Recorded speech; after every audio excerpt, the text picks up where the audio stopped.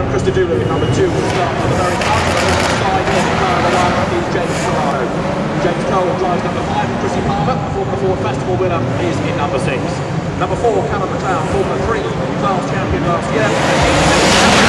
Great start for Formula 3. You're looking at the next generation of young British drivers, all with their sights on Formula 1.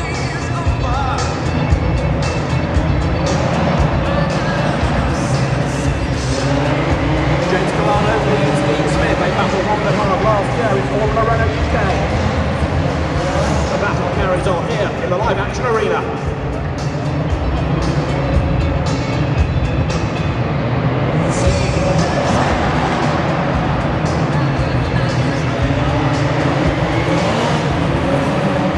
Adam Christodoulou, car number 2, now in third place, looking to see what he can do about Dean Smith ahead of him, and Smith still wants the lead. Christodoulou's race comes to a sticky end, it seems.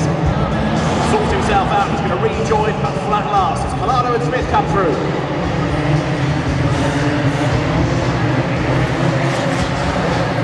Next up it's James Cole, Callum McLeod right up behind him, then Chrissy Palmer, and the recovery.